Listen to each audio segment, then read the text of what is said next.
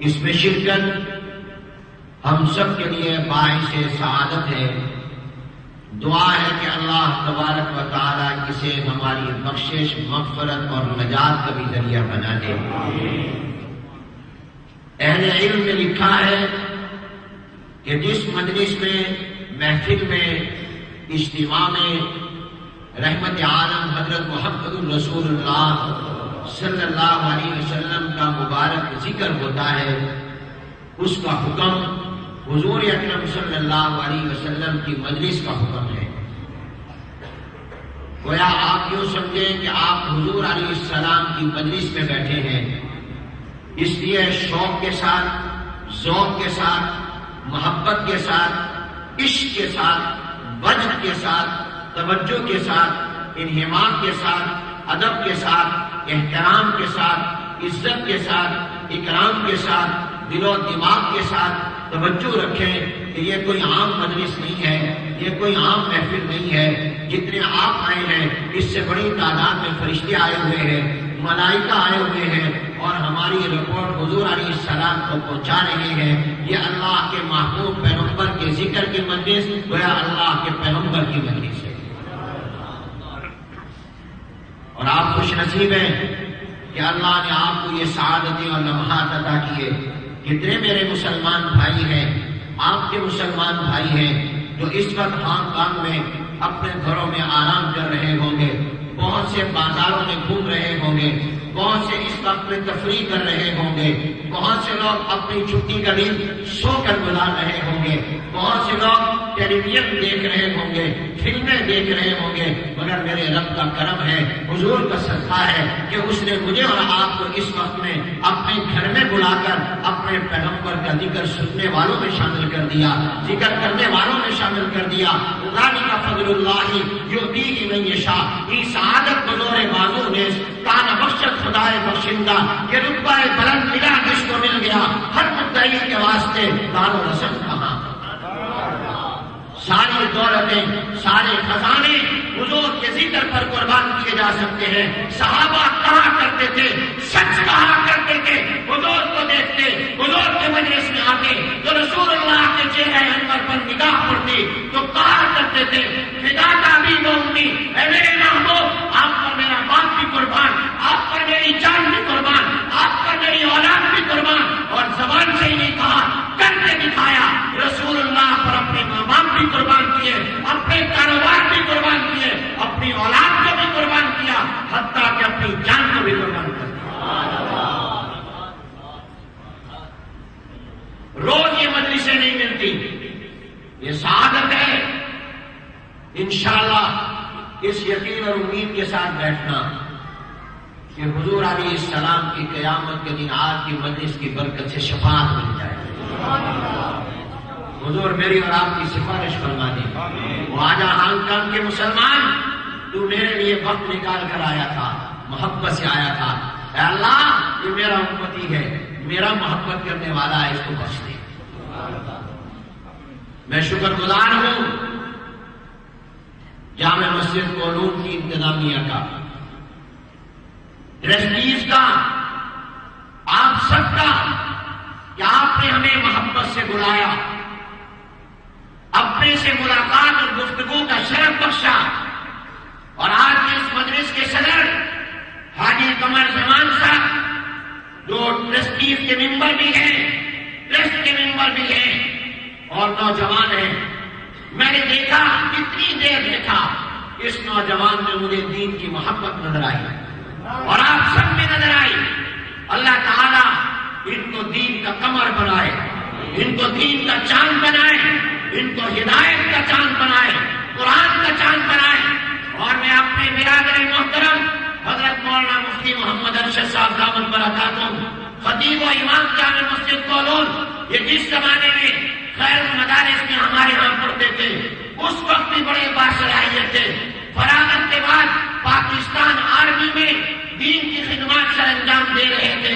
اللہ نے قسمت میں رکھا تھا کہ دیار کفر میں لانا ہے، دیار غیر میں لانا ہے، اور یہاں لا کر ان کے ذریعے اللہ نے آپ کو قرآن کی روشنی دینی تھی، اپنے دین کی روشنی دینی تھی۔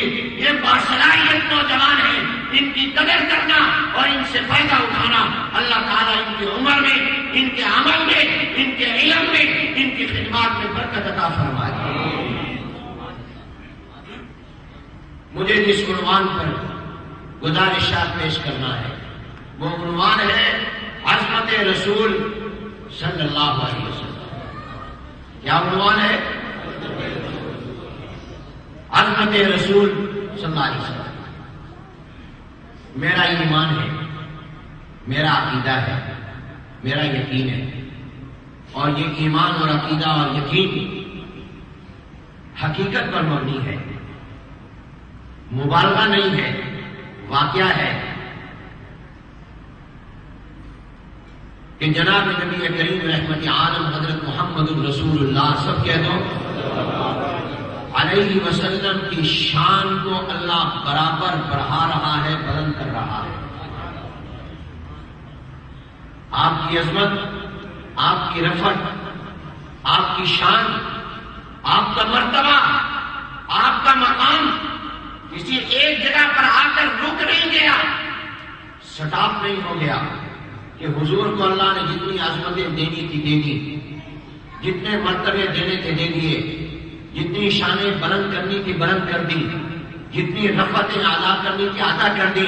نہیں، میرا ایمان ہے، میرے اکابر کا ایمان ہے، اہل سنت والجماعت علماء دیوبند کا عقیدہ ہے اور تمام مسلمانوں کا عقیدہ ہے کہ میرے پیغمبر کی عظمت کسی ایک جگہ پر آ کر رک نہیں گئی، اس کی عظمت کی کوئی حد نہیں ہے، بلکہ جس طرح رب لامحدود ہے، میرے پیغمبر کی عظمت بھی لامحدود ہے۔ ہر لمحہ، ہر وقت، ہر آن، ہر سیکنڈ میرے پیغمبر کی عظمت بڑھ رہی ہے، اونچی ہو رہی ہے، اور قیامت تک اور ابد الآباد تک بڑھتی رہے۔ پھر دوہراتا ہوں کیونکہ میں نے دلیل لانی ہے، دعویٰ پہلے ذہن میں رکھیں پھر دلیل آئے گی۔ کوئی بات بغیر دلیل کے نہیں کروں گا، صرف جوش محبت میں نہیں، ہوش میں بھی کروں گا۔ میں نے دعویٰ کیا کہ میرے پیغمبر کی عظمت ایک جگہ پر آ کر رک نہیں گئی، حضور کی شان ایک جگہ پر آ کر رک نہیں گئی۔ سائنسدان ہوتا ہے، سائنس کی دنیا میں کتنی ترقی کرنی تھی کر لی، اب اس سے آگے کوئی اس کا ترقی کا سامان نہیں ہے۔ ڈاکٹر ہے، کتنا بڑا ڈاکٹر بننا کا بن چکا، آگے کوئی اس کے اب آگے ڈاکٹری کا کوئی اس کے لیے کمال نہیں ہے۔ انجینئر بننا تھا، بن چکا، نہیں، میرے پیغمبر کو اللہ نے عظمتیں عطا کی ہیں، عطا کر رہا ہے، کرتا رہے گا۔ حضور کی شان اور مرتبہ رفعت کسی ایک جگہ پر آ کر رک نہیں گئی، سٹاپ نہیں ہو گئی، اس کی کوئی لمٹ نہیں ہے، اس کی کوئی حد نہیں ہے۔ میرا رب اپنی قدرت میں انلمٹ ہے اور میرا پیغمبر اپنی عظمت میں انلمٹ ہے۔ میرے اللہ کی رحمت اور قدرت کی کوئی حد نہیں ہے، حضور کی عظمت کی کوئی حد نہیں ہے۔ آپ کی شان برابر بڑھ رہی، کہو حضور کی شان برابر بڑھ رہی، بلند ہو رہی۔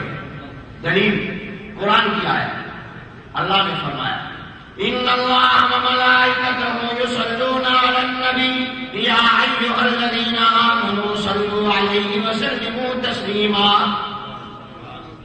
آیت کا ترجمہ اللہ فرماتے ہیں، اللہ تعالی، اللہ کے فرشتے حضور علیہ السلام پر صلاۃ بھیجتے ہیں۔ اے ایمان والو، تم بھی حضور علیہ السلام پر صلاۃ و سلام بھیجو۔ استدلال، صلاۃ کی جب نسبت ہماری طرف ہو تو اس کا معنی ہوتا ہے درود پڑھنا، درود و سلام پڑھنا۔ فرشتوں کی طرف ہو اس کا معنی ہوتا ہے دعا، اللہ کی طرف ہو اس کا معنی ہوتا ہے رحمت اتارنا۔ اب ذرا توجہ کرنا، اللہ نے مجھے اور آپ کو حکم کیا میرے پیغمبر پر درود و سلام پڑھو۔ یہ حکم کیا کہ نہیں کیا؟ ہر جمعے کے خطبے میں آپ یہ آیت سنتے ہیں، اور میں اور آپ درود پڑھتے ہیں کہ نہیں پڑھتے؟ کیا درود پڑھتے ہیں؟ اللہم صلی علی محمد۔ کیا ترجمہ ہے؟ اے اللہ، حضور پر رحمتیں اتار۔ اللہم صلی علی محمد کا معنی کیا؟